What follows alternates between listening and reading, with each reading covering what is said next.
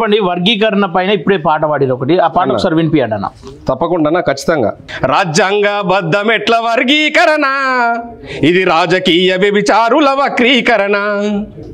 దొడ్డిదారి గుంటబోయి దొంగ తీర్పు తెచ్చుకొని సామాజిక న్యాయం అంటూ సంకలు గుద్దేసుకుంటే రాజ్యాంగబద్ధం ఎట్ల వర్గీకరణ ఇది రాజకీయ వ్యభిచారుల వక్రీకరణ అంబేద్కరు ఇచ్చినట్టి హక్కులన్నీ మెక్కుకుంటా జగ్జీవను వారసులని జబ్బలెన్నో జరుసుకుంటూ